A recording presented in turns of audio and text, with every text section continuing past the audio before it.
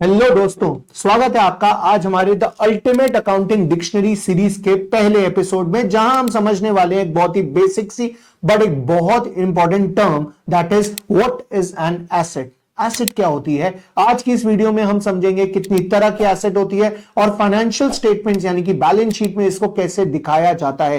तो चलिए शुरुआत करते हैं आज का वीडियो।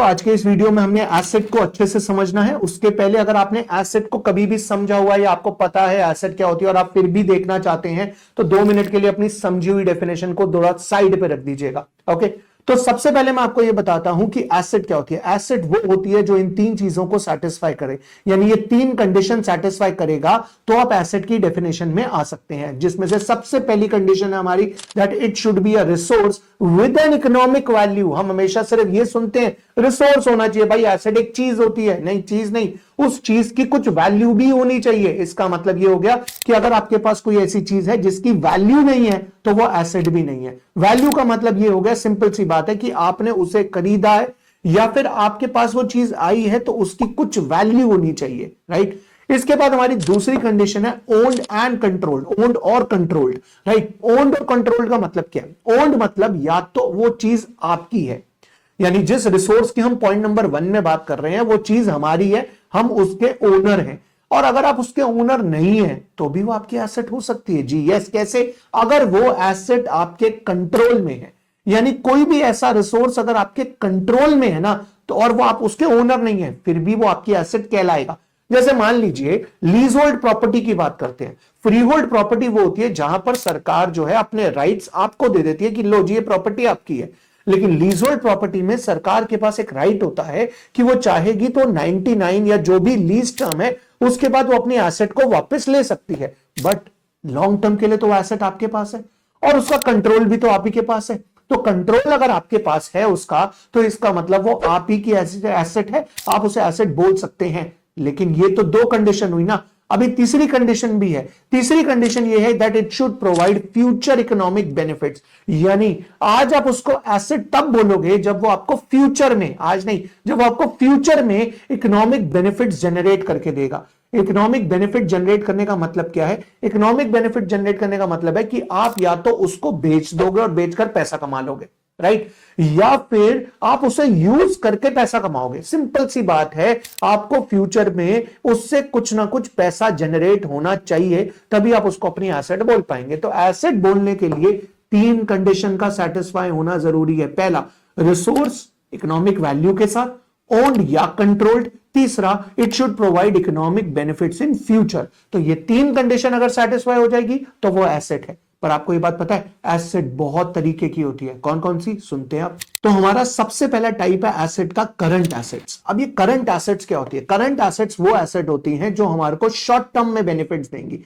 यानी अगर मुझे आज किसी को एसेट बोलना है और वो एसेट 12 महीने के अंदर अंदर मुझे बेनिफिट या कैश लाकर दे देगी, तो वो मेरी हो जाएगी करंट एसेट यानी शॉर्ट टर्म एसेट। जैसे अगर आपकी दुकान पर कोई स्टॉक पड़ा है और वो स्टॉक आप बेचना चाहते हो, अब आप बिकेगा तो कल भी बिक सकता है, अभी थोड़ी देर में बिक जाएगा। इसका मतलब ये हो गया कि वो स्टॉक जो थोड़ी देर में या कल या परसों बिक जाएगा, 12 महीने के अंदर अंदर अगर वो बिक जाता है या अपनी ऑपरेटिंग साइकिल के अंदर अंदर बिक जाता है, तो उसे हम बोलते हैं करंट एसेट्स। वही दूसरी तरफ आती है नॉन करंट एसेट्स, यानी हम उसको बेचेंगे नहीं, हम उसको यूज करेंगे और 12 महीने से ज्यादा यूज करेंगे और उससे इकोनॉमिक बेनिफिट्स जनरेट करेंगे, जैसे कि मशीनरी हो गई, प्रॉपर्टी हो गई, जिसको हम 12 महीने से ज्यादा यूज करते हैं। पर हर बंदे के लिए करंट एसेट्स और नॉन करंट एसेट्स अलग अलग हो सकती हैं। वो कैसे?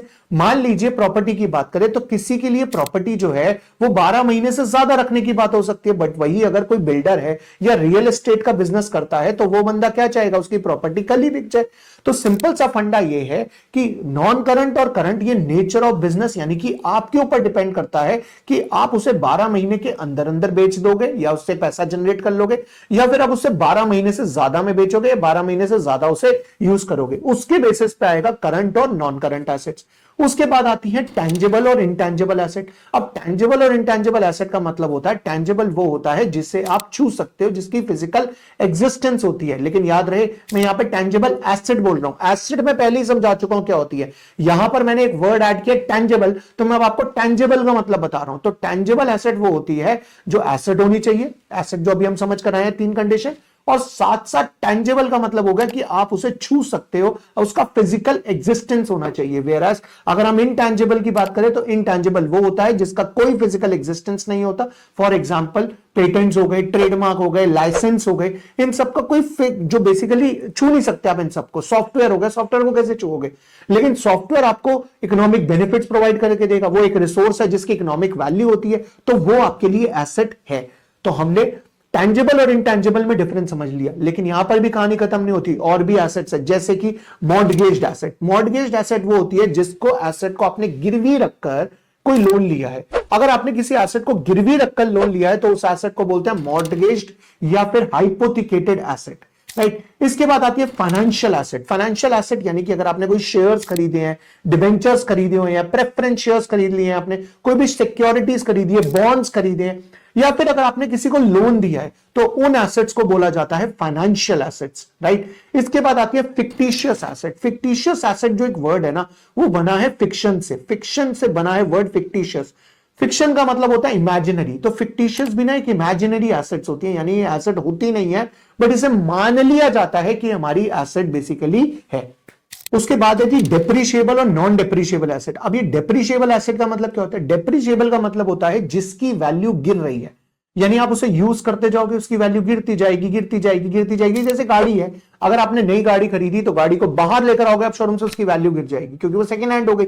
अब जैसे जैसे गाड़ी चलाते जाएंगे, उसे यूज करते जाएंगे, अगर वो पड़ी भी रहेगी तो भी उसकी वैल्यू गिरती रहेगी, तो उसका मतलब हो गया वो डेप्रिशिएबल एसेट है जिसकी वैल्यू गिर रही है। बट कुछ एसेट ऐसी होती है जिनकी वैल्यू गिरती नहीं है, जैसे कि लैंड, गोल्ड। गोल्ड की इन्वेस्टमेंट अगर आप करोगे तो गोल्ड की एक्चुअल वैल्यू गिर जाएगी, बट गोल्ड पे डेप्रिसिएशन कभी भी नहीं लगेगा ना। तो बेसिकली वो चीजें जिनकी वैल्यू नहीं गिरती है, राइट, तो वो जो वैल्यू होगी वो बेसिकली आपकी नॉन डेप्रिशिएबल एसेट बन जाएगी, जिसको यूज करने से उसकी वैल्यू नहीं गिरेगी। गोल्ड को यूज करने से क्या वैल्यू गिरेगी? सिल्वर को यूज करने से क्या वैल्यू गिरेगी? लैंड को यूज करने से क्या वैल्यू गिरेगी? तो जिस चीज को यूज करने से उसकी वैल्यू नहीं गिरती उसको हम बोलते हैं नॉन डेप्रिशिएबल एसेट, पर जैसे यूज करने से उसकी वैल्यू गिर जाएगी उसे हम बोलेंगे डेप्रिशिएबल एसेट। और अब रही बात, ये फाइनेंशियल स्टेटमेंट्स में कहां पे डिस्क्लोज किया जाता है? देखो जी, फाइनेंशियल स्टेटमेंट्स में बनती है एक बैलेंस शीट, और बैलेंस शीट में एक साइड होती है लायबिलिटीज की, जिसके बारे में हम अगली वीडियो में समझने वाले हैं, और एक साइड होती है एसेट्स। और सारी की सारी एसेट, चाहे वो करंट है, नॉन करंट है, टैंजेबल है, इनटैंजेबल है, वो फाइनेंशियल स्टेटमेंट्स की एसेट साइड पर आती हैं। तो यानी कि एक साइड हो गई लायबिलिटीज और एक साइड हो गई एसेट्स, तो ये आती है एसेट साइड पर। और आपको एक बात बताता हूं, बिजनेस में एसेट्स का दूसरा नाम भी होता है जिसको हम बोलते हैं application of funds. Application of funds का मतलब होता है जो भी पैसा बिजनेस के पास कहीं से भी आया हो, ओनर से आया हो, बाहर लोन लेकर आया हो, जो भी पैसा बिजनेस के पास आया, बिजनेस ने उस पैसे को कहां लगाया, एप्लीकेशन ऑफ फंड। तो एसेट का दूसरा नाम बन जाता है बिजनेस में एप्लीकेशन ऑफ फंड्स, यानी आपने पैसे को कहां पर लगाया। सो दोस्तों, आज के इस वीडियो में हमने एसेट्स को, टाइप ऑफ एसेट्स को, उसके एग्जांपल्स को, उसके एप्लीकेशंस को कवर करने की पूरी कोशिश करी। और अगर कुछ छूट गया हो या फिर अगर ऐसी कोई चीज हो जो आपके मन में रह गई हो, डाउट रह गया हो, तो आप कमेंट सेक्शन में कमेंट करके पूछ सकते हैं। मैं आपकी हेल्प करूंगा और आपको बताऊंगा कि वो क्या होता है, राइट। अगले वीडियो में हम कवर करेंगे अपनी अगली टर्म, दैट इज लायबिलिटीज। तो अगर आपकी ये सीरीज अच्छी लग रही है और अभी तक आपने इस चैनल को सब्सक्राइब नहीं किया है तो पहले जाके चैनल को सब्सक्राइब करें, बेल आइकन पे क्लिक करें ताकि आने वाली वीडियोस की नोटिफिकेशन आपको जरूर मिल पाए। तो मिलते हैं नेक्स्ट वीडियो में, आज के लिए इतना ही। Bye bye, take care, God bless you.